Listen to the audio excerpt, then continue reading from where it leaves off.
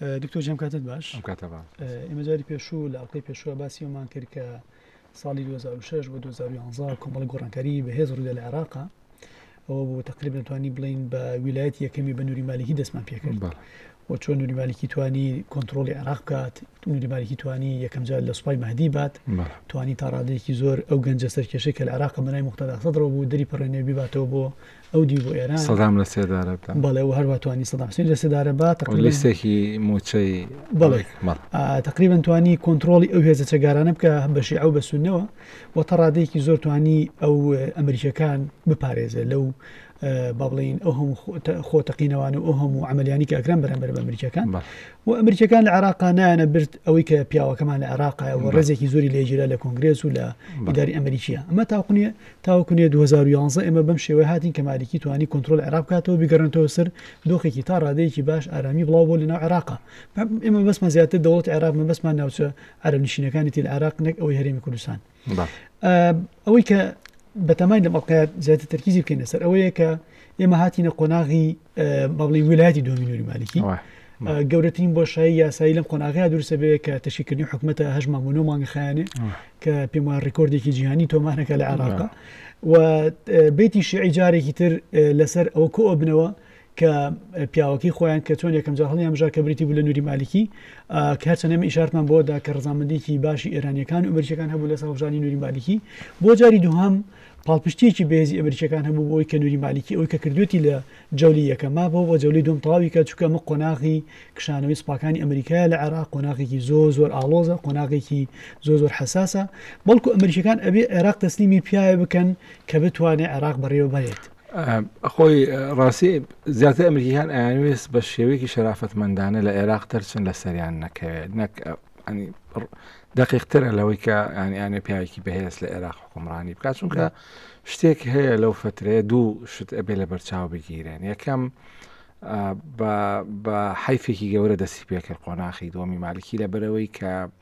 بیدایەتی بێبەهاکردنی ئەنجامی هەڵبژاردن بە ڕاستە هێزە شیعەکان یەکەم بوون بەڵام قایمەی ئایەت عەلاوی بە دوو کورسی لە پێش لیستەکەی مالیکیەوە بوو و بەپێی ئەنجامی هەڵبژاردن ئەبوو عەلاوی حکوومەت دروستکە. بەڵام دیارە ئیرادە ئیقلیمی و ڕێکەوتنی ئێرانی ئەمریکی و ئەو شتانە لە پشتەوە یارمەتیدەر نەبوون بۆ ئەوەی دامی ئەو زۆرینەیە بکەن و ئەوە بۆ مالیکی لە ڕێگەی محکەمەی اتحادیەوە کە ئەمە بیدعانیەکێکە لەو حاڵەتە دەگمەن و سەیرانی کە ئەو کاتە محکەمەی اتحادی دەنگ و ناوی پەیدا کردایە دادگای فیدراڵی مەدحەت مەحموود لە سەردەی مەدحەت مەحموود بوو کە سەرۆکی دادگاکە بوو فتوایەکی قانونی ڕوونکردنەوەی بڕیارێکی قانونی دایکرد کە زۆرینە ئەوە نییە کە لە هەڵبژاردن ئەیباتەوە ئەکرێت لە دوای هەڵبژاردنیش زۆرینە دروست بکرێت و ئەمە ڕێگەی خۆش کرد بۆ ئەوەی کە ئەنجامی هەڵبژاردن بەو جۆرەی کە خەڵک چاوەڕێیەکرد یا چاودێرەکان یاخۆت ئەوە لیستی عێراقیە چاوەڕێیانە کرد کە ئەوان 91 ئەمان 89 حکوومەت پێکەهێنن پوچەڵکرایەوە بێبەهاکراوە. ئەمە ڕێگەی خۆشی بۆ زۆر شتی تر لە داهاتوە ینی لە دوای ئەوە بوو بە سابقەیەک و دادگای فیدراڵی جاران زۆر لە پشت پەردەوە ئیشەکرد وەز داوای زۆر کەم ئەبینی وەکو ئەم دادگای ئێستا نەبوو ینی گەبگەڕیتەوە مەسەن ساڵ هەبوو 5 داوای بینی و 4 داوای ئێستا مەسەن زۆرە ڕۆژەکە مەسەلەن وەکو دادگایکی ئاسایی لێ هاتووە. ئەمەیەک لەو کاتانی کە زۆر باسەکرا کە ئەمە لە ڕێگەی محکەمەوە کراوە. دووەم کە تەوافقێکە بوو لە عێراق کە تەوافقی سەرکردە گەورەکان بوو مەسەلەن تاڵەبانی بارزانی مالیکی حەکیم سەدر عەلاوی ئەنی بەم جۆرە عێراق بەڕێوە برا بۆ یەکەم جار مالیکی زۆر پێداوی کرد کە پێویستە ئەمریکا بچێتە دەرەوە لە عێراق و ئەمریکانش خوان ئەمان پێ خراپ نەبوو ینی دژی نەبوون و ئەمە یەک لەو لە حەزانی کە تەوافق پێشێل کراوە نەما ینی دەرهاتن بۆ ینی چوونە دەرەوە بوو لەناو سیستەمی تەوافق سازان. دوایی دەرکەوتانی ئێرانیەکان گفتیاندا بوو بە مالیکی دامی بکەن لە وڵاتی دووەم وەرگێتەوە بە مەرجی ئەوەی کە ئاسانکاری بکە بۆ ئەمریکیەکان بچنە دەرەوە و ئەم پێداگری مالیکی لەسەرەوەی کە ئەمریکا بچێتە دەرەوە ئەو کاتە سونەکانیش متەوەهم بوون پیان وا بۆ ئەگەر بێت و ئەمریکا بچێتە دەرەوە ئەمە داگیرکەرە و عێراق باشترە بێ و خۆشترە بێ و هەموو خیتابی سیاسی سونەی سیاست لەسەر حتا سونەی شەقامیش لەسەرەوە بنیانرا بۆ احتیلالە بێ بچێتە دەرەوە حتا تاریخ هاشمیش زۆر پێداگریەکەت کە ئێمە کێشەمان تەنها احتیلالە بەڵام دەرکەوت چوونە دەرەوەی ئەمریکا باجێکی زۆر قرسی هەیە و زۆ خراپ کەوتەوە شکایەوە لەسەر ئەمەجارە هەر لە دەیانزە ئەمە هەر لە دەیانزە ئەمە بەسمان لەوەی لەو قۆناغا کە مالکی ئەوەی کرد کە ڕێگەی خۆشیت بۆ ئەمریکیەکان ئەویان لا مەبەست بوو کە شەڕی عێراق نەزیفێکی اقتصادی یا نەزیفێکی سەربازیە و پلانێک نەبوو بۆ بنیادنانەوەی عێراق پلانێک نەبوو بۆ چۆنەتی بەڕێوەبردننی و دوای لەو کاتێک کە هاتنە ئێرە دووچاری کۆمەڵی ئاڵنگاری گەورە بوون مەسەلەن لە قاعیدا لە داعش لە گروپی سوننەی ئەوانەی کە نهجی تیرۆریان گرتێ بەر هەروەها تەمەڕۆدی عەشایری هەروەها شەڕی میلیشیاتی شیعی ینی ئەمریکا لە وعدی دروستکردنی بەهشتێکی دیموکراسی لە عێراق چووە ناو زەلکا و گۆماوێک چەند گۆماوێکی خوێن و زەلکاو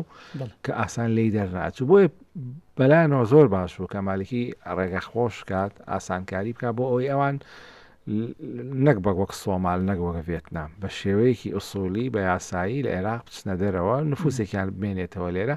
مالکی ئەو ئیشەی کرد. یەک خاڵ هەبوو لێرە دکتۆر ئەوشەوە بوو با بڵین ویلایەتی دۆمی مالیکی کە دەست پێەکە لە 11 تا 14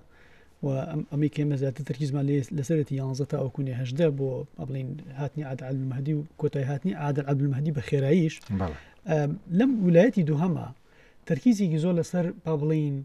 بە دیکتاتۆرکردنی دەسەڵاتەکانی مالیکی هەیە بە حکمی ئەوەی بە تایبەتی بۆ نمونە یەکێک لەو خاڵانی کە زۆر تەرکیزی لەسەر ئەوژەوەیە هەج اقتراحێکی پەرلەمانی هەبووایە کە بڵین مەشروعێکی قانونی هەبووایە بڵین مناقەشە بکرا بۆی دوای بکرا بە قانون ئەبووایە ئەنجومەنی وەزیرانووی مالیکی خۆی ئاگای لێ بووایە کە ئەمە کۆنتڕۆڵکردنی سۆڵی تەشریعی لەلایەن سۆڵی تەلەڤیزیۆن بەڵێ دووش شتێک کە زۆر بنەڕەتیە و لە پشتپەردە ئەگوزەرا لێرە وردە دەوڵەتی سێبەر ینی دەوڵەتی پشتپەردە دەستی پێکە ئەو دەوڵەتە چییە دروستکردنی چونکە شیعە هەستیان بە خەتەرێکی گەورە کرد و پیان وا بوو کە چوونە دەرەوەی ئەمریکا هەم دەرفەتیشە بۆ ئەوان ینی خەتەرەکەەوە چییە داعش بە قوت ئەبوو جەماعەتی چەکداری سونی لە سووریا و لە غەربی لە ڕۆژئاوای عێراق بەهێز ئەبوون و ئەمانە خطابێکیان هەبوو کە ئیبادەکردن و ئیبادەکردنی شیعە و جینۆسایدکردنیان و کۆتاییێنان بە شیعە و گەڕانەوەی حکمی سونی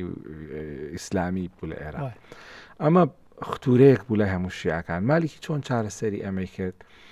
لە پشتەوە لە ژێرەوە دەستی کرد بە دروستکردنی گروپی چەکدار ئەمانە دواتر دەرەکەون لە شەڕی داعش کاتێک کە سیستانی دێنە سەری فتوادا بە خێرایم گروپانە حاسرن یعنی و یەکسەر چەکدارن و یەکسەر تەشکیلن خۆمە لە شەو ڕۆژ و لە فتوا و لە مانگە کولانە دروست نەبوون ئەم تەشکیلات ئەمە ئەو کاتەیە کە مالکی بردی بناغی ئەو گروپانە دانێ بۆ پاراستنی شیعە دوو هەم بۆ بەهێزکردنی حکمی خۆی و لەم سەروبەندا چی دروست بوو ینی هەوڵی ئەوەی کە بڕیان لە عێراقا مرکزی بکرێت سەر وەزیرانێکی بەهێز هەبێ و خەونی بەوە ئەبینی مەسەن نمونونەکانی نووری سعید و عەبدولکەریم قاسم ئەوەی کە تۆ زعیمی ئەو حەد زعیمی تاک دروستکە و زۆر شت لەم فترەیە کرا یەک لەوانە بۆ نمونە هەر لە ڕێگەی دادگای فیدراڵیەوە کە پەرلەمان بۆینی هەشتێک لایەنێکی دارایی تێکە ئەبێ حکوومەت ینی قسەی تیا قسە بۆ ئەو بکە و بڕیایی ئەنی پەرلەمان سنووردار کراوە هەموو شتێک ئەگەڕایە بۆ مالکی و هەروەها سیاسەتێکی پێڕەوەکە سیاسەتی ئیبتیزازی وەزیرەکان ینی مەلەفی هەمویانی کۆ کردەوە حتا قسە لەوە ئەکرێ کە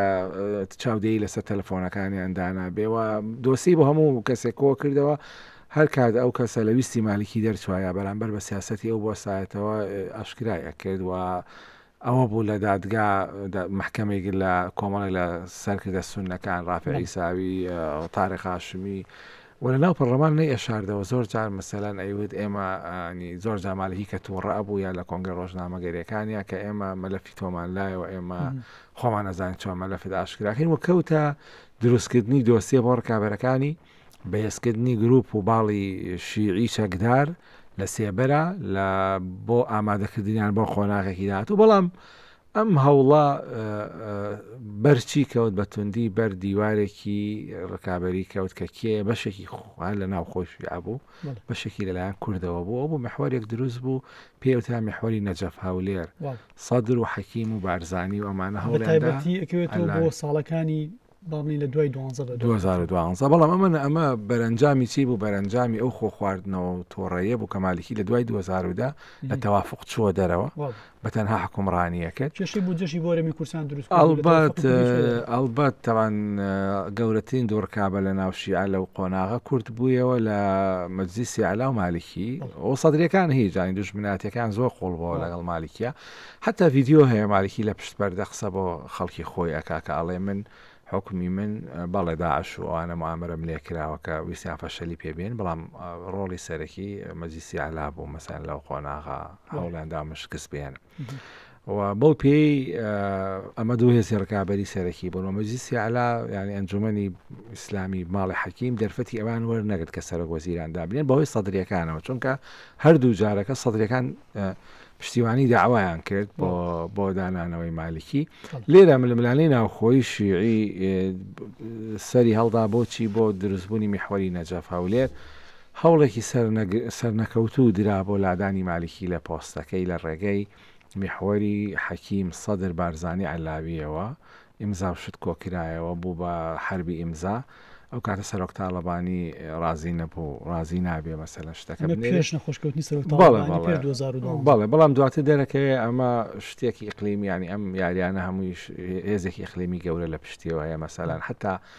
ڕێگیری لە دانانی عەلاوی دواتر خۆی لە دیمانەکانی ئێستا ئاشکرای هەیە کە لە سووریا و لە زۆر شوێن پیامەوە ئێرانەکان ڕازینین و ڤیتۆیان لەسەر عەلاوی هەیە ڕازینین بێ بە سەرۆک وەزیریانەوە لە بەشار ئەسەد ئەمەی پێوتووە و دواتر دەرکەوت کە ئێرانەکان گوشاریان کردەوە کە نابێ مەسەن مالیکی بخرێت ڕاپرساندنەوە متمانەی لێوەربگیرێتەوە ئەوان قبوڵی ناکەن چونکە گفتیان داوە بە مالیکی پشتیوانی بکەن و ئەوش گفتی داوە کە ئەمریکا بکاتە دەرەوە و ئەمە یاریەکە تێکەداوە لەم کاتەشا چی دروست بوو لە سووریا بەهاری عەرەبی داگیرسا شۆڕش دروست بوو تونوتیژی دروست بوو عێراق بوو بە وێزگەیەک بۆ گواستنەوەی چەک و پیتاک لە ئێرانەوە بۆ سووریا بۆ ڕزگارکردنی ڕژەمی بەشار ئەسەد و مالیکی دەورێکی گەورەی ئەبینی لێرە زۆر لە گروپە شیعە عێراقیەکان چوون بۆ جیهاد بە تعبیر و باوەڕی خۆیان کۆتایی 12 بۆ سەرڵێ و ئەمە مالیکی بوو بە کەڤەرێکی سیاسی بۆ ئەم پرۆسەی ڕزگارکردن لە کاتێکە شتێکی زۆر خاڵێکی زۆر جێگە سەرنجەیە لێرە لە 2009 کە تەقینەوە کرا لە وەزارەتی ناوخۆی دەرەوەی عێراق چەند تەقینەوەی کرا مالیکی هات سووریای تۆمەتبارکرد کاتی کرد سووریا بۆ تۆمەتبارکە کەم ساران لێرە بۆم کاتی کرد لە نەتەوەی گەدەکان کە سووریا سەرچاوی تێکدانی ئاسایشی عێراق بەڵام دواتر عکس بوویەوە کاتێککە لەقتێکی زۆر بەناوبانگی هەیە مالیکی کە ئەپرسن بەهاری عەرەبی و شۆڕش لە سووریا تووڕە ئەبێڵێ بۆ بکەوێت یان بۆ ڕژێمی ئەسەد بکەوێت لە کاتێکە یعنی ڕژێمی ئەسەد بەعسیە بۆ خۆڕژێمی عێراقی شەر بەعسی بوو ئەلمانیا اشتراکی میلیتاریستە مەفرۆز بوو شیعەکان دژی بەعز بۆ سانایەتەوە بە هەموو پێوەرێک بەڵام لەو کاتە بەعز ئەبێ بە بەشێک لە میحوەری مقاومەی ئێرانی و ئەبێ ینی پارێزگاریکردنی لە حکوومەتی ئەسەد ئەبێ بە استراتیژێکی ئێرانی و ئێران هەموو هێزی خۆی بەکارهێنێ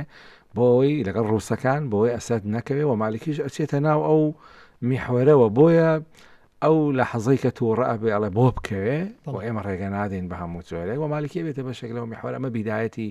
دۆستایەتی و نزیک بوونەوەی زۆری مالیکی و ئێرانیەکان ئامانجێکی هاوبەشیانە ئەمریکیەکان بکەنە دەرەوە ئامانجێکی هاوبەشیان هەیە کە پارێزگای ڕژەمی ئەسەد بکەن ئامانجێکی هاوبەشیان هەیە ئەو بۆشایی کە ئەمریکا بەجێ هێڵە لە عێراقا بە گروپ و جەماعەتی شیعی چەکدا پڕی بکەنەوە لەبەرەوە جۆرێک لە هاوانگی دروست بوو ئەمە بەهێزتر بوو لە ڕکابەرەکانی مالیکی و کاتێک کە سەری نەگرت لەسەر کارلابردنی مالیکی ئیتر قۆناغی تۆڵەکردنەوە و بڕینی بودجەی کوردستان و دەرکردنی قۆناغێکە باسکە دەست خۆش بێتوە بە تایبەتی مەڵین لە کۆتایی 2012 بەتەوە کە بەڕێز تاڵەبانی کە نەخۆشەکەی و کاتە تقریبا ئینتر مالیکی ئەبێ بە میحوەر یعنی خۆی بێ بە سوناعی قەرار لە عێراق هەم هیچ سەرۆکایەتی ئەو هیچ ئەنجومەنی وەزیران لە خۆیەتی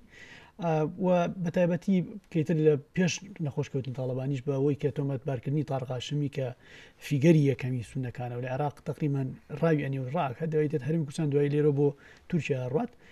پاشان ڕافەل عیساوی کە وەزیری مالیە لە حکوومەتەکەی خۆیەتی تۆمەتباری ئەکا بەوەی کەوەی بەڕزی شارت پێدا کە تۆمەتباری ئەکا بەوەی کە با بڵین بەناوی تیرۆرەوە یاخود کۆمەڵێک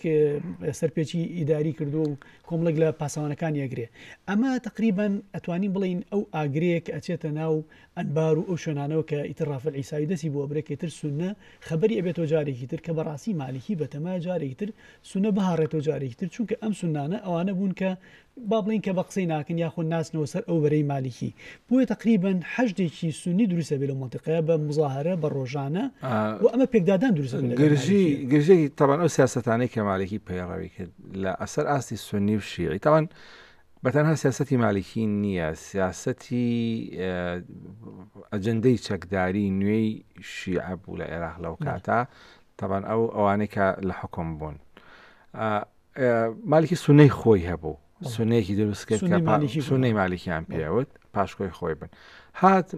لەسەر سیاسەتی مەلەف دروستکردن مەلەفی هەموو دۆستی بۆ هەموو ئەوانە کردەوە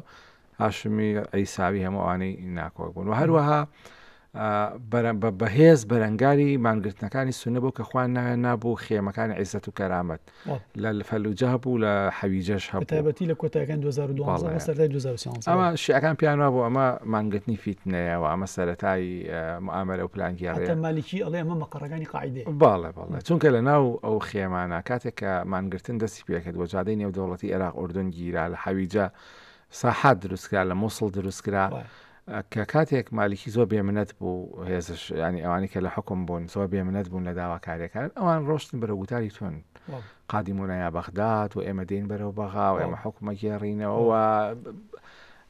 جەوێک کە پێوتێ خیتابی کەراهیەت ینی گوتای ڕقاوی زۆر تەشەنەی کرد لە ناو ئەو هینانە لە ئەنجامی خۆ خواردنەوە و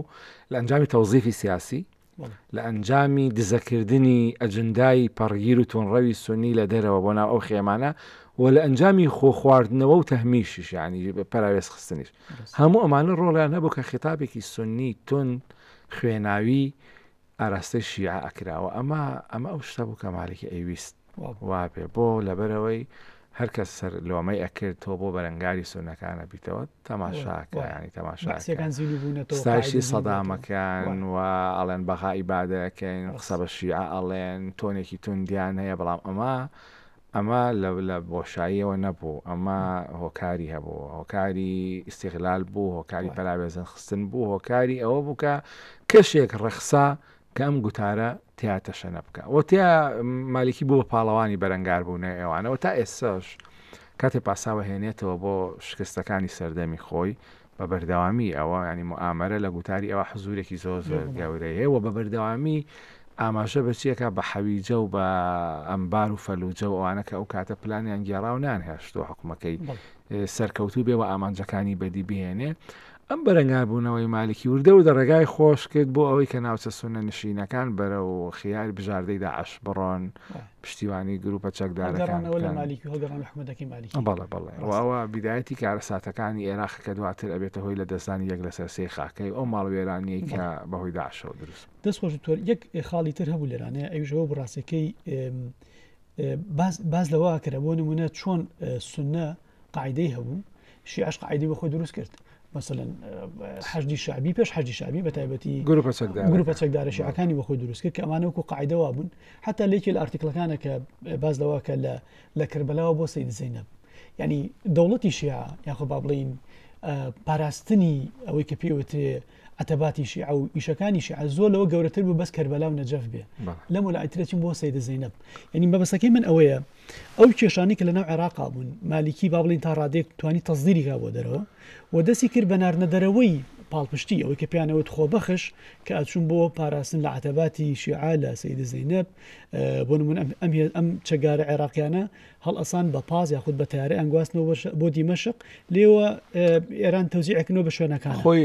یەک شت هەیە کاکادۆ شیعە هەچەند لەسەر حکم بن هەتا ئێستاشی لەگەڵا بێ هەمیشە ئەگە بنواندن بێ ئەگە بەڕاستی بێ ترس و مەترسیەکیان هەیەوە هەمیشە هەوڵەدەن وەکو ئۆپۆزیسیۆنیش دەرکەون ینی نانێ بستە پێگەی سوڵتە و هەمیشە لە تاریخ وا هاتوون کە ئەوان پەراوێز خراون هەڕەشیان لەسرە چونکە شیعە بەڵێ لە عێراق زۆری نەیە بەڵام لە ناو چوارچێوەیەکی ینی کەمینەیە لە ناو چوارچێوە گشتێکە ئیسلامێکە خەلیجیەکە هەروها لەگەڵ ڕۆژئاوا ئەمریکا زۆر کۆک و تەبانی نەمیشە مەترسی ئەوان هەیە پلانیان لێ بگاردرێت و لەو کاتە کە ئەم خیتابە سونیە کەشێکێتە شەنێکێت ئەو کاتەش دەوڵەتەکانی چواردەوری عێراق بایکۆتی عێراقیان کرد بوو وا لێکە درا پشتیوانی ئەوواکە شیعەکان هەستیان بە مەترسێکی وجودی کرد دوو خیتابی پەرچەکردار و تۆڵە لەن بە هەمان شێوەی جەماعەتی تۆنڕە و خوێن ڕێژی سونی جەماعەتی شیعی دروست بوون کە لەو فترە زۆر شتی قێزەون وەکو سەربڕینی ئینسان حتا قسە لەسەر گۆشت خواردنی ئینسان دۆزینەوەی کە لەسەر کوشتنی خەڵک بە درێل ئەشکەنجەدانی کوشتن لەسەر شوناس کوشتن لەسەر ناو کوشتن لەسەر ئەوەی کە خەڵتۆ ئینتیمات بۆ فڵان شوێنەیە حتا حملەیەک دەستی پێکرد ئەو کەسانی کە ئەتوانی هەوێی خۆیان بگۆڕن یا تەسکەرەیەک دەرکەن یا خزمێکیان شیعەیەشی ینی خۆیان پیشانەوە لەوەی کە سونەن و بەشێکی زۆری ئەوانەشی کە سونەن و توانە و ئیدارایانە داراییانە بۆ چوون بە عەمان و سووریا و عێراقیان بەجێشت و کەفا ینی ئێرە خاڵی بوو یەکلایی بۆ وردە وردە بۆ سەرکەوتنی بۆ باڵادەستبوونی شیعەکان لەم فترەیە شەڕی سووریا ڕاستە زۆر دەوری بینی لە بژانەوەی ئەجەندەی گروپە چەکدارە شیعیەکان شتێک پێیا بوو لە ئەدەبیاتی ئێرانیەوە دزەی کرد کە پاراست دیفاعکردنە لە حرەمە پیرۆزەکان لە سووریا بۆ ئەتیبارەی تەوانەوە وتەیەکی بەناوبانگی مالیکیە کە ئەو کاتەوتی ئەمە شەڕی ئەتباعی یەزید و ئەتباعی حوسێنەوە ئەویش ینی ئیستیراتکردن و هێنانەوەی لەحەزەیەکی تاریخی کۆن و زیندووکردنەوە و گیان بەبەراکردنی بۆ پەرەپێدانی شەڕێکی خوێناوی لە قۆناغی نوێ ینی هەموو تەفسیر و تاهینی ئەو بۆ واقع سیاسیەکە بۆ ئەو داواکاریانەی کابوون بۆ پێکدادانەی کابوون کە ئەمە درێژکراوە سیراعی ئەتباعی یەزید و ئەتباعی هینەوە زۆر لەو فترا قسەی خوێناوی توندی هەیە مەسەرەن حتا لە بەردەم ماڵی سەر و کۆمار ئەو کەسەی کوردێک ئەفسەرێکا لە دەستی دەرچوو کەسێکی کوشت ینی ئەو بوونام لە کاتی پشکنی نانەوە لە حیمایەکانی کۆشی کۆماری شتێکی وابوو مالکی کە ئەچێتە ئەوێ جملێکی بەناوبانگی وت کە ئەو کاتە زۆر بڵاو بۆ کە ئەدەم و بدەم و ئەناوەلی ودەم خوێن بە خوێن و من سەرکاری ئەم خوێنە بەڵێ لەو کاتانە ئەم جۆرە گوتانە لە ختابەکانیا زۆر ڕەنگێدایەوە و لە هەمان کاتا ئەمە وردە وردە پەرچەکردارێکی تند لە بەرامبەریا کە پەرچەکردارێکی توندی سونیە ئەبێتە هۆی دروستبوونی داعش لە شکانی سژنەکانەوە دەست پێەکە حەویجە بەتایبەتی حەویجە یەکێک بوو لەو جومگانەی کە ئەوانی کە خەڵکمانیان گرتە بۆ سوپای عێراق ئەوەی کە پێوتە جێشی مالکی لەو فترەیە ئەدەن بەسەرمان گرتوەکانە 40-50 کەس ئەکوژرێ لە فەلوجا بە هەمان شێوت ئەمە ئەبێتە هەوێنی تۆڵە ئەبێتە هەوێنی تۆڵەیەکی نوێ سەرەتایەک فکرەکە ئەوەیە کە ئێمە زۆڵمان لێکرا و مالکی لێی کوشتین با تۆڵی لێ بکەینەوە و بفعل ئەم تۆڵەکردنەوەی کە بەتایبەتی ئەم پێکدادانە کە لەگەڵ با بڵین ئەوەی کە پێوتر عشارەکانی فەلوجە و ئەم باوڕەمانە کە کۆبوونەتەوە بۆ پشگیریکردن لە چ لە عیسایی بێت چ لەو فیگەرانی سونە بێ کە لێیان درراوە با بڵین بۆ ئاراستەیە ئەڕوات کە ئیتر تۆڵەکردنەوە ئاراستەی دام و دەستگاکانی عێراقەکرێ بۆ نمونە ئەدەم بەسەر چەند مرکزێکی پۆلیس و چەند معسکرێک و تا ڕادەیەکی زۆر پێکدادانەکە بەرەبەر دەرکی پێکرێ ئەو شانستوانی قاعدە کە العێراقا مابوونەوە چونکە لەو پێش ئەوە کە باسمەکە لە ئەڵتی پێشەوە سەحوە هەمویانی لەناو بردووە تا ڕادەیەکی زۆر ئەو کۆڵانانی کە ئەگەر وەکو باسەکرێ ئەگەر ماڵێکی قاعدی یا بە کۆڵانەکانە سووتان بۆیە خەڵک مەترسێکی زۆری هەبوو شانەکانیان هەموو نووسە بوون بەڵام لەم فترەیە بەتایبەتی 2013 ناوەڕاستی 2013 بەدواوە ئەوەی کە بەڕێزت باست کرد کە ئەم پێکدادانانە هەبوو لە مالیکیەوە بۆ سەر سونەکان بۆیە سونەکان بەڕاستی ڕێگەیان خۆش کرد بۆ ئەوەی کە پێوتێ دروستکردنی شانی چەکدار اینجا تی شانی چەکداری بەعسی بێ چ قاعدە بێ چ ئیسلامی بێ زمینەی ڕەخسا ئەو زمینەیە ڕێگەی خۆش کرد بۆ ئەوەی کە ناوچە سونە نشینەکان بژاردەی تونوتیژی هەڵبژێن بۆیە کاتێکە لە 2014 داعش دەرەکەوێت ینی بیدات حتا تەختەی هەندێک لە میدیای گەورەشیانی ئەوە بۆ کە ئەمە شۆڕشی عشاعرە و ئەمە تۆڵی سونەیە و ئەیانویست پەردەپۆشیکەن و سپی بکەنەوە کەمە حەقیانە وەلەو کاتە شتێکی تێ دروست بوو عاملێک وردە وردە بیداتی تێکچوونی پەیوەندی مالکی و هەرێمی کوردستان دروست و شان بەشانی تێکچوونی لەگەڵ سونەکانە هەندێک لەو بەرەو پێشچوونانی کە ئەمریکیەکان بەدیان هێنا بوو لە 2011 کشانەوە جۆرێک لە هێوری ئەو ڕێکەوتن نامۆشتە کرد بیان وردە وردە لە 2013 گەڕاینەوە بۆ خاڵی بیدایەت و تەرم دۆزینەوە کوشتن کوشتار عێراق و 2008 و 2007 لێ هاتەوە ئیتر ئەمە ئەو زمینە لەبارە بوو کە داعشی تیا دەرکەوت و یعنی ڕاستە بیدای دەڵێن داعش 400 کەس بوون لە مووسڵەوە هاتون بۆ ئامانجە هیدیاری کراوە بەڵام کە ئەبینن شڵۆقانی دۆخەکە زۆر لەبارە بۆ ئەوەی و ئەوە بوو کە تا نزیکی حدودەکانی نزیکی سنووری پارێزگای بەغاڕۆن و یەک لە سەرسی خاکی عێراق لە دەستەدەن و ئەمە بیدایەتی کۆتایی سەردەمی مالیکیە کە بەهاتنی داعشە ئەوەی کە میحوەری نەجەف هەولێر نەیتوانی ئەوەی کە اعتیسامات ینی مانگرتنەکانی سونە کە خۆیان نابوو ساحەکانی عیزەت و شەرەفیان پێوت و شیعەکان پیانەوە ساحەکانی فیتنەوە ئەوانە ئەوەی کە ئەوە نەیتوانی دەرحەق بە مالیکی بیکە ئەو حەلانە هیچی نەیتوانی مالیکی بخات بۆیە لە 2014 سەرباری ئەوەی کە انتخاباتی بردەوە بەڵام پێش ئەوەی ینی تا نەتیجەکە دەرکەوت و هەتا ئەوە بوو ئەو بوو داعش مۆسڵیگەت تکریتیگەت ڕەمادیگەت نزیک بۆ لە حدودی بەغاوە عێراق تووشی کارەساتێکی زۆر گەورە بوو و زەمینەی مامانەوەی مالیکی نەماوە ئەمەیەکێک بوو لەو دەرسە و پەندانەی کە عێراق تیکێکی زۆر لەوە گەورەترە کە کەسێک بتوانێت قوتی داد یعنی سەدام حوسێن بە درێژای 35 ساڵ بە هەموو هێز و جەبەروت و بە هەموو پشتیوانی غەر بۆ ئەوە ویستی دیکتاتۆریەک تێک دروستکە بەڵام دوای هەرکەوت کە کەوت ببینە ینی مالیکی ژێکێکە ینی آخر محاولەیە ینی یەکێکە لە ضمنی ئەو محاولە فاشیلانی کە کراوە بۆ ئەوەی بڕیار لە عێراق یەکسام کرێ بە یەک کەس زەریبەیەکی قورس باجێکی قورس خوێنێکی زۆر کاولکاریەکی زۆر ئێمە ئەنی عێراق وڵاتێکی نەوتی دەوڵەمەنە ئێستا ئەبوو لە ڕێزی مالیزیا و سنگاپورە و دوبەی بۆ هینە نەگەشتو لە بەرەوە هەموو هینەکەی لەو تونوتیژیا بەسەرچوە و ئەوە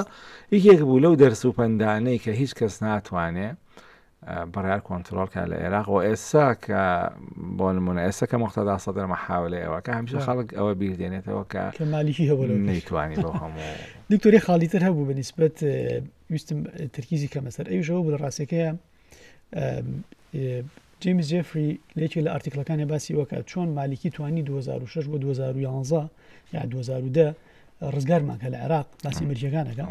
ئەڵێ مالیکی توانی لە 2011 بە دۆ هەمووی تەفنیش کاتەوەی کە کردی یەک نقطەی تر هەیە ئەوش تەرکیزی لەسەر ئەوەیە ئەوش چەند نووسەرێکی تر باسییان کردووە باز لەواکەن لە بەنهێنی لە کۆتایەکانی 2012 ئەگەر ئەمە بەخێرای تێپەڕێنم ئەوش ئەوەیە کە کۆمەڵێکی زۆر لە هێزی چەکدا لە عەسایبی ئالیحاق لە حیزب الله عێراقی لە حرەکەی نوجەبا لە با بڵێن سەید الشوهەدا لیوە سەید الشوهەدا ئەمانە زەویان کرد و چوونە سووریاوە دوای ئەوە ئەڵێ لە ناوەڕاستی یاخۆ با بڵێن لە مانگی 2013 بەرەبەرە ئەمانە وەکو تەرمەکانیان دەرەکەەوە هاتنەوە بۆ عێراق ینی یەکەم جار بەنهێنی دوایەوە بە ئاشکرا ئەمە تقریبا با بڵێن شیعی گواستەوە لە عێراقەوە بۆ شیعەیەکی نێودەوڵەتی ئەم هێزە چەگارانە بەس هێزی چەگاری ناو عێراقی نەبوو ئەو سەریان هەڵدا ئەو تایپە شیعە سەری هەڵدا کە بڕای بە حدود نییە وە تۆ ئێستا عابر القارات عابری سنووری دەوڵەتە سنوورەکانی تاوان ئەوە یەکێکە لە نقطە جیاوازەکانی سیستانی لەگەڵ ئیسلامی سیاسی شیعی مەسەلەن سیستانی زۆر پەیوەستە بە حدودی عێراقەوە و زۆر پەیوەستە بەوەی کە نەبێتە هۆی مەشاکل بۆ دەوڵەتی تر حتا بۆ نمونە خەڵک ئەمرن لە بەحرێن لەوانە شیعین سیستانیە چێ پرسەنامە بۆ ئایلەکانیان ئەنێرێ بۆی تووشی بەریەکەوتن نەبێت لەگەڵ دەوڵەتەکانیان نانی بۆ مەجامیعی شیعی وشتی نانێرێ لێ بڵێن ئەم دامی ئەوەکە زۆر بە هەستیاری مامەڵە لەگەڵ ئەوانەکە بۆ ڕێزگرتنی سنوور بەڵام ئەم جەماعەتە شیعیانە کە پەیدا بوون خطابێک دروست بوو شیعی عابر بۆ حدود و دوایی چیتە سووریا بەهانای حرەمەکانەوە لەوێ شەرعەتێک پێیاکەی و لەوێ لەگەڵ جەماعەتی سونی سووریا بەریەکەکەوی و خوێنێک و تۆڵە و تۆڵەکاریەک دروستە بێ و ئەمە بنەمای سەرهەڵدانی ڤێرژنێکی تازەیە لە هێزی سیاسی شیعی کە وەچەی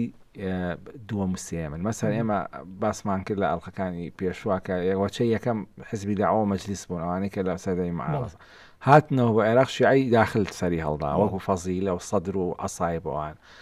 لە دوای دروستبوونی بەهاری عەرەبی و لە دوای هاتنی داعشەوە جیلی سێمی جەماعەتی شیعی دروست بوون کە شەرعێت لە چی وەرەگرن لە پارێزگاریکردن لە مقدساتی شیعی ئەمانە خەباتی سەردەمی معارەزان نییە ئەوەی کە پێوتی جیهادی هۆڕەکانوان ئەویان نییە ئەمانە لە دوای مقاومەی ئەمریکیان نییە لە دوای 2023 بەڵام شەرعێتی سەوری دروستبوونیان چییە پارێزگاریکردنە لە پیرۆزیەکانی شیعە لە سووریا و لە عێراقەوەمە ئەو ڤێرژنەیە کە ئێستا زۆر پەرەی پێدراوە حیزب الله نوجەبایە سەید الشوهەدایە 50 بۆ 60 گروپی شیعین کە دواتر وردەوەتە شەریعەت وەرگن و ئەمە جیلی سێمی گروپە چەکدارەکانی شیعە زۆر باش ئێمە لەوەی کە باسمان کرد لە 2000 کۆتایی 2012 بۆ 13 ئیتر ئەو بەرکەوتنە ڕۆژانە ئەبێ لە بینی با بڵین سوپای عێراق یاخود سوپاکی مالیکی و سونە ناوچەنشینەکانە ئەگە بچینە قۆناغی 2014 تقریبا لێرە ئیتر بەوادیرەکانی کەوتنی شارە سونەکان یەک لە دوایەک دەست پێکا چ لە ڕوومادی بێ چ لە حەویجە بێ تقریبا ئەطرافی مووسڵ یەکەم جار ئەگە بڵین خۆی 2014 خەتێکی جیاکەرەوە فاسلە لە تاریخی تازەی عێراقا و ئایا مناقشەکە ئەوەیە ئایا ئەم ساڵێکی کاشفە دەرخەرە یا ساڵێکی بنیات ینی لە بیدایەتەوە ئەمە بوو بەهۆکە بەڵام بەپێ ئەو تەقریرانەی کە هەیە چ بێلایەن بەپێ ئەو تەقریرە فەرمیێشی پەرلەمانی عێراق کردوێتی کە تەقریرێکی زۆر گرنگە و ئیشی پێ نەکرا و فەرامۆش کرا لەسەر کەوتنی مووسڵ و دەرکەوتنی داعش ینی ئەمە کاشفە دەرخەری یەک کۆمەڵ قەیران و ئەزمەیەکە کەڵەکە بووەوە خەڵک پێشتر ئینتیمای نەماوە بۆ ئەم سیستەمە سیاسی عێراق و خۆ خواردنەوە هەیە و مالیکی و گەندەڵێکی زۆر لە ناو سوپای عێراق خرا بەڕێوەبردن هەبووە لە عقودەکانی چەکا لە تەوزیعی مەهامە لە هێنانە پێشەوەی خەڵکین زۆر ئیلا ئاخری ئەمە بێتە هۆی ئەوەی لە 2014 داعش دەرکەوێت شتێکی تر هەبوو لەو فترەیە کە زۆر گرنگ بوو ئەوش ئەوە بوو سجن لە بەغاشکیان ڕاستجن نزیکەی 500 چەکدار گومانە لە حەزێکی گوماناوی ئایا مالیکی خۆی ڕێگەی پێدان ئەمانە بنە هەوێنی داعش و دوایی بەهێزێکی زۆرەوە ئەگەڕێنەوە دەستەکەن بە کوشت و کوشتار و لە 2014 کە داعش هات شۆکێکی زۆر گەورە بوو بۆ دنیا نەک بۆ عێراق و هەموو دنیای بەخەبەر هێنا لە مەساتێکی گەورە کە لە عێراق بەڕێوەچێ ئەویش چییە ئەویش خراپی بەڕێوەبردننی و سیاسەتی تایفی و لێکەوتەی کشانەوەی ئەمریکا بەڕوونی لە 2014 بۆیە عێراق ناچار بوو جارێکی تر پەنا باتەوە تکا بکات ئەمریکا بگەڕێتەوە لە 2007 و 2000 ئەمە ئەمریکا بگەڕێتەوەکو ئاسێکی نێودەوڵەتیە بەڵام لە ناوخۆیە فتواکەی سیستانیمانێ کە ئەبێتە هەوێنی دروستکردنی حەشدی شعبی هەرچەنە هەندێکێڵ لە کۆتاییە سیستانی تەبەڕای کردووە لەوەی کە فتوایە بۆ دروستکردنی حەجی شعبی بێت بەم جۆری ئێستا ئەزانی خۆی ئەو فتوایە زۆر گرنگە نەک لە تاریخی عێراق لە تاریخی شیعە فتواکە ساڵی 2014 لە مانگی حوزەیرانە تاوان فتواکە بۆ گرنگە لەناو خۆتبەی جومعەشایە لە ناوی شیعە تۆ ناتوانانی چەک هەڵگیری ئیشکەی حرەکەتکەی بەبێ ئیزنی ئیمام و ئیمام غایبە کێ وەکیلی ئیمامە مەرجعەکان ینی مەرجعەکان تەمسیلی ئیمام ئەکەن نوێنەرایەتی ئەوەکەن و سەفیری ئەوە لێرە سوپا هەرەسی کرد یەک لە سەرسەی عێراق تیاچووە مەترسی لەسەر بەغا دروست بوو هیچ کاتێک شیعە ئەوەندە هەستی بە خەتەرێکی وجودی نەکردووە وەک ئەو کاتێک کە داعش هات چونکە تا سامەڕات چوون سپایکە ڕوویدا معنەویات ینی شت ئەوەیە کە معنەویات ڕووخا وڵات لە بەریەگەڵ وەشات تەواوان لێرە سیستانی وەکو منقیس دەرکەوت وەکو ڕزگارکەر فتوایەک لە ڕێگەی خوتبەی جومعەوە بڵاو کاتەوە کە پێوتێ فتوای جیهادی کیفایی و ئەمە بیدایەتی مەرحەلەیە شەرعێت پێدانی مەرحەلەیەکی گەورەیە کە دروستبوونی حەجی شعبی تاوان فتواکەی سیستانی ڕوونە کە ئاڵێ هەموو خەڵک کە ئەتوانن بات کیفایی ینی مجموعەیە خەڵک ئەوەی کە ئەتوانێت مەجنی هەمووی تاکی ئێرە فەرزی نەکردووە ئەوەی کە ئەتوانێت با بچێت چەک هەڵگرێ بچێ بەهانای هێزە ئەمنیەکانە فتواکە هەر ئەوە نییە نووسین بێ خوێنراوەتەوە بەدەق هەیە حتا چەند بەحس و شتیشی لەسەرکرا باس لە چیەکە بەهاناوە چوون و بە کۆمەک بەهێزکردنی موسساتی ئەمنی عێراقی لە ڕێی خەڵکەوە بەڵام ئەم فتوایە تەوزیف کرا بەکارهێنرا بۆ دامەزراندنی شتێکی جیاواز لەمانی هێزێکی ئەمنی جیاوازی هاو ئاست و سێبەر کە پێ موازی بە دەوڵەت عێراق دەستی حەجی شعبیە طبعا بەبەردەوامی لە 2014 تا ئێستا ئەو مناقەشەیە هەیە خەڵکی بە ئاگای شیعی خەڵکی متەوازن خەڵکی ڕەخنەگەر لەناو حتا لە ناو وەسەتی شیعی شاڵێن سیستانی نەیوتووە حەشت بەم جۆرە دروست بێ گروپ بەم جۆرە دروست بێ وتوێتی خەڵک چەک هەڵگرن بچن دامی سوپا و پۆلیس و مخابرات ئەمانە بکەن بۆ تا خەتەری داعش لە بەڵام ئەجندەیەکی حازرە بوو جەماعەت ئەو جەماعەتە شیعیانی کە مالیکی دروستی کردبوون ئامادە بوون بۆ فتواکەوە یەکسەر ئابای خۆیان فڕێدەن و یەکسەر دەرەکەون و ئەگەر سەیری ڤیددیۆکان بکەی لەو کاتە ینی ئامری دەرەکەوێت هێسی بەدر حازرە ئەسایل حازرە و ئەمانە پێشتر بە سەپۆرت و بە دامی مالیکی ئامادە کراون و تەنها پێویستیان بە ئێعلانێکە و ئەمی ئەعلانە فتواکە لەحظەی زۆر کارەسات بار بوو لە عێراق هەر کەس چەکی هەڵگرتا هەر چۆن بۆیە بە هەر نرخێک بۆیە کەس قسەی نەئەکرد بەس گرنگ ئەو بوو داعش نەچێتە ناو بەغا چونکە چوونە سنووری پارێزگای ینی هاوسنووری پارێزگای بەغابوونەوە و مەترسی دروست بوو بۆی کەس ئەو کاتە نەی ئەپەرژایە سەر ئەوەی بڵێ ئەم فتوواوایە ئەمە بەس لەمەیە بەس ئامان ڕزگارکردنی عێراق بوو لە داعش چونکە داعش بە جارێک لە سپایکەر هەزار و ئەوەنە کەسیان کوشت لە هەموو شارە خەڵکیان سەر ئەبڕین بۆیە ئەم فتوایە بوو بە هەم بوو بە سەبەبی ئینخازی عێراق و هەم بوو بە سەبەبی دروستکردنی ئیشکالێکی گەورە تاوان تا ئێستا حتا ئێستا مناقەشەیە کە سیستانی واینەوتەوە هەتا ئێستا مؤسسەی فەرمی سیستانی ناتوانە ڕوونکردنەوە بن کە بڵێن ئێمە مەبەسمان ئەم حەزەنە بە بەڵام ئاماژە ئەدەن ئاماژە چۆنە لە هیچ بەیان و لە هیچ خودبێکی دوای ئەوەی سیستانیە ناوی حەشدی شعبی ناتوە یعنی ئەو ئەتراف ناکە بەوەی کە ئەم حەشدەی هەیە ئەوە بێکە ئەو داوای کردو دایمەن ئەڵێ مەتەتەوەع یا خۆبەخشەکان یا ئەو کەسانەی کە چوون بە دوای بۆ ڕزگارکردنی عێراق و کەلیمەی حەشد بەکار نایەنێ هەروەها دواتر حەشتی سیستانی دروستە بن ئەکەونە ناکۆکی لەگەڵ ئەم جۆرە حەشتە بەڵام بە شێوەیەکی گشتی ئەم فتوایە کە ڤەریک دروست کرد بۆ لەدایک بوون و سەر هەڵدان و خۆ ئاشکراکردنی دەیان گروپی چەکداری شیعی کە تا ئێستا زۆر کاریگەرن لە هەمان کاتە کە ڤەرێکیشی دروست کرد زەمینەیەکشی ڕەخسان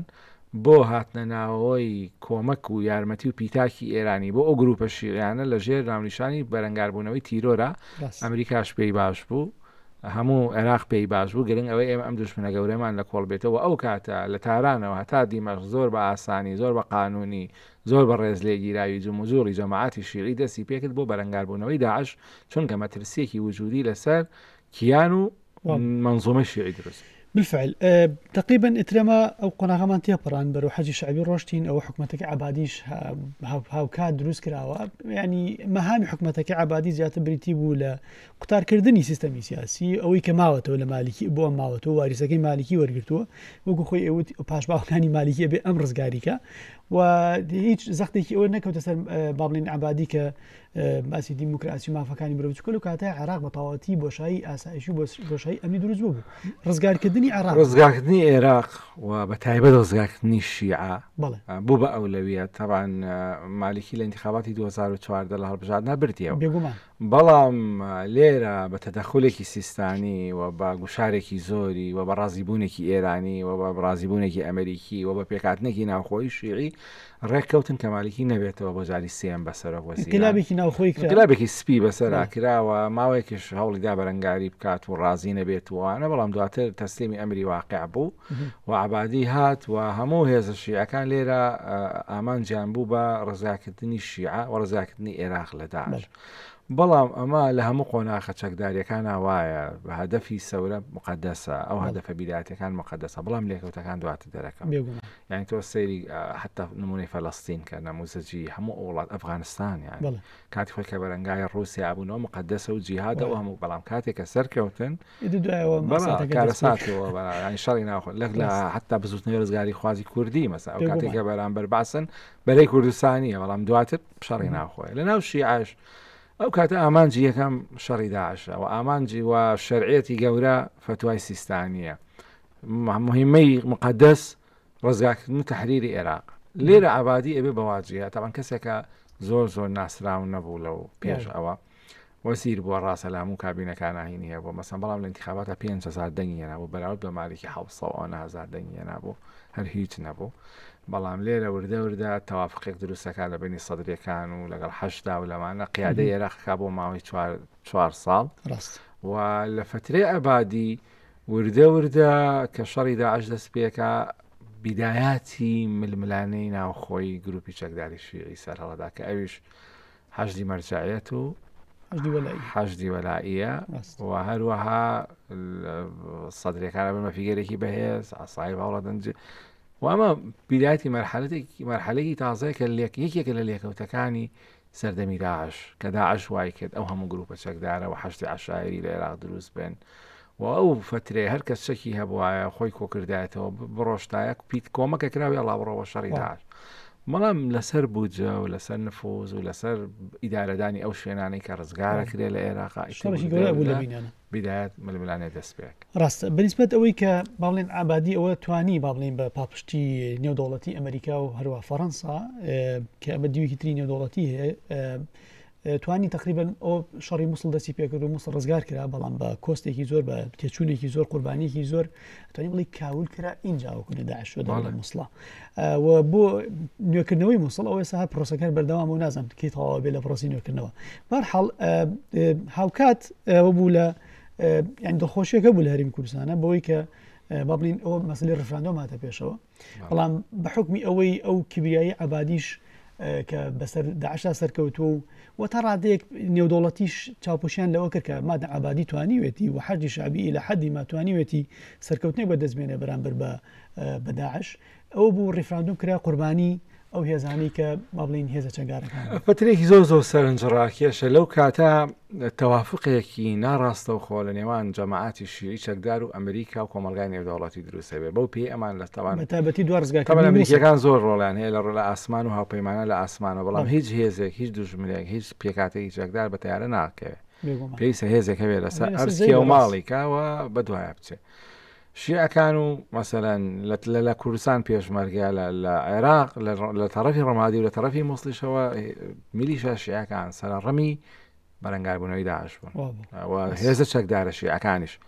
یعنی بەشی زۆریان قوربانی زۆریان دا حەقیقەتەن مەسەن تۆ هەر حتا حیزبێکی بۆ عەسای ڕەنگە 2-3,000 مەسەن زیاتر لە 2,000 نەک 3,000 مەسەن قوربانی هەبێەوە ئێستا هەموو ئەو شیعانەی کە ئێستا لەسەر حکومن و لە انتخابات دەنگەهێنن و قاعیدەیەکی جەماوەریان لە جنوبە هەیە هەموو ئەگەڕێتەوە بۆ ئەو خوێنەی کە لە جەنگی داعشا داویانە و ئەمە مەرحەلەیە کە ئەبێتە هۆی دروستکردنی شەرعێتێکی تازە و ئێستا تۆ مەسەن ئەوە قسەیەک هەیە زۆر باوە لە ئەدەبیاتی ئەو گروپانە کاڵێ ئەنتێنە دەم حەڕنا بدەم دیماؤنا اختلطت خوێن حزورێکی زۆری هەیە دوو حتا ئەگە بچیتە ساڵیادەکانی شەڕی داعش وانە لە جنوب لە هەموو شوێنێک ئەو هەموو معرەزی سەرڕسمی قوربانی و کوشتار و بەتایبەتی سپایکردکە لێرە کە ئەمریکا زۆر سەپۆرتی کردن ڕزگاری کردن لە داعش ئەوە بوو کە لە ئاسمانەوە ئەمریکا حتا ئەمریکا چۆک و پیتاکێدا بە وەزارەتی بەرگری عێراق لە ڕێگەی وەزارەتی بەرگری و ئەگەشتە گروپە چەکدارە شیعەکان بۆ ئێستا هەموو گروپە چەکدارە شیعەکان چه ئەوانەی ڕسمی فەرمین چ نافەمین باشترین و چاکترین چەکی پێشکەوتوی ئەمریکیان بەدەستە لە ڕێگەی ئەو سەپۆرتی لە شەڕی داعش هی عێراق کراوە بە شەرعیش وەریان لەو کاتایانی ئەوان لەسەر ئەرز تەواوکەری ئیشەکەی هاوپەیمانە بوو طبعا کە داعش لە عەبادی دەست سەرکەوتن لە داعش بە ئەو یارمەتی ئێران و بە یارمەتی ئەمریکا و بە یارمەتی حەشدی عەشاری و بە یارمەتی پێشمەرگی ئەو هەموو جوهدەکە یەکی گرت لێرە شتێکی پێدێن نەشۆی سەرکەوتن چێژی سەرکەوتن و لە لوتکە بوو و لەو کاتا ڕێفراندۆمی بەسەرهات ئەو هێزە شیعە ئیرادەیەکی زۆر پۆڵاین و بەهێزیە بوو تازە لە شەڕی داعش سەرکەوتە بوو ئامادە و ساز بوو بەرەنگاری هەموو شتێک بێتەوە لە لەحەزەیەک لە لەحەزەکانە هەموو ئەو ڕق و حەشت و خۆ خواردنەوە و تووڕەبوونەی لە داعش هەبوو تەحویل کرا بۆ کوردستان ئەمە گیرفانێکی جوداخوازی بلانگێڕە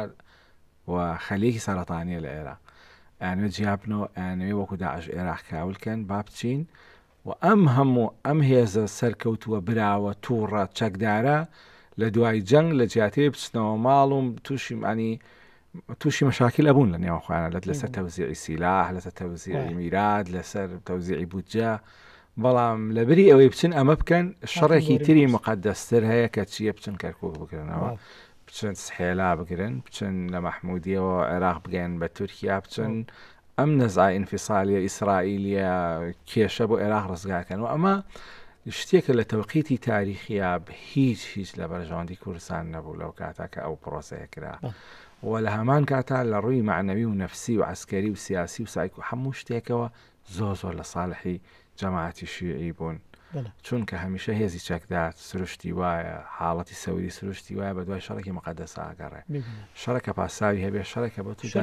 شەرعەتی پێوا و زۆرترین خەڵک کۆکەیتەوە هیچ شتێک لە دوای داعش ئەوەندەی بەرەنگاربوونەوەی جوداخوازی ئەوەی کە ئەوان ناویان ناو یا سەربەخۆ خوازی چی لێ ناوەنەی کە ئەوان ناویان ناو جوداخوازی هیچ شتێک بەخەتەر ئەوە پیرۆز نەبوو کە جەماعەتی شیعی کۆ کردەوە ئەم ئینقلاب ئەم ئینشقاقی ئێستا لە بینی سەدر و شیعەکان هەیە ئەگەر ڕیفراندۆم نەبایە ئەو کاتە ڕوویەدا بەڵام تێکچوونی ناوخۆی ماڵی شیعی دواخست بۆ چەند ساڵێ دواتر و هەمویانی یەک خست ئەو ئیرادەی کە هاتن ئەنی کەرکووکیان لە هەرێم وەرگرتەوە بۆ پێشهاتێکی تاریخیە لە دوای 2023 کەرکووکتیا کورتیا زاڵ بۆ گەڕاندیانەوە بۆ زمانی چوارچێوەی دەوڵەتی ئیتیحادی و ئەمەش بیدایەتی ینی وێزگەیەک لە وێزگەکانی ژیانەوەی جەماعەتی شیعیە و هەمیشە مەسەن کە باسی جەدوا و ئەهمیەتی ئەوە کرد ئەم گروپانە بۆچی باشن ئەم گروپانە بەوە باشن داعشیان لە کۆڵ کردینەوە ئەم گروپانە بۆ باشن کەرکووکیان بۆ گێڕاینەوە و ئەم گروپانە ئەوە باشن بۆ ئەوە باشن بەرەنگاری موامەرەی ئینفیسالی لە کوردستان بوونەوە. ڕاست دەست خۆشی تۆجیان من لێرە ئەوەستن ئەڵلقەکەیە ئێمە هەتاوە کوونی ڕزگاکردنی مووسڵ هاتین و تقریبا کۆتایی حکوومەتەکەی عبادی هاتین باسیۆمان کرد کە خۆخۆری یاخود با بڵین بەردەوامی پاوانخوازی حکوومەتەکەی مالیکی لە ویلایەتی دووەم ئاوای کرد پێکدادان دروست بێ لەگەڵ سونەکانە ئەو هیچ کوردەکان باسی کوردەکان ناکەین بە تایبەتی لەگەڵ هەرێمی کوردستانە بەڵام لەگەڵ سونەکانە ئەو پێکدادانە بەهێزە دروست بوو لە کۆتایی 2012 بەدواوە و لە 13 بە تایبەتی خوێن ڕژە لە بینی سوپای مالیکی یاخود سوپای عێراق و ئەو حەشدە جەماوەری کە کۆ بوون لە ناو شارە سونیەکانە ئەمە بۆشایەکی ئەمنی گەورەی دروست کرد ڕێخۆش کرد بۆ هاتنە ناوەی داعش دوای ئەوە شکانی سوپای مالیکی ڕاکردنیان لە مووسڵ خۆتەسیمکردنیان بە هەرێمی کوردستان و بە چەند شوێنێکی تر دوایەوە دروستکردنی حەشدی شعبی و هێزێکی پۆڵاینی حەجی شعبی دروست بوو بۆ بەرەنگاربوونەوەی با بڵین داعش وەروە هاتنی حکوومەتی عبادی وەکو انقلابێک بەسەر مالیکی انقلابێکی سپی لە ماوەی شەوێک انقلابەکە کرا ئێمە تاوەکوونی ئێرە هاتین و مەسلەی ئەوشمان باس کرد کە ڕیفراندۆم هەم پاڵپشتێکی نێودوڵەتی نەبوو ئەو بوو حتا قسەیەکی دۆناڵد ترامپ بێ یەکی لە مقابلەکانی لێ پرسن ئەڵێن ئەوە هێزە پاڵپشتی ئێرانەکان هێرشەکەن بۆ هەرێمی کوردستان کە قونسوڵەکەمان لەوەیە ئەڵێت ئەوە شەنێکی ناوخۆی عێراقی و پەیوەندی بێمەوە نییە کە پێم وایە ئەوە تیرۆزەنگێکی مەترسیدار بوو هەرێمی کوردستان بەهەرحاڵ ئێمە لێرانەیە ئەوەستی نەتاوەکوونێ کۆتای حکوومەتەکەی عبادی هاتین بۆ ئەڵقەی داهاتوو دەست پێکردنەوە لە حکوومەتەکەی عادل عەبدولمەهدی بەردەوامە بین بۆ کۆتایی زنجیرەکانی تر زۆر سپاس دەست خۆش بە عەزیزمان زۆر سپاس سپاس دەکەم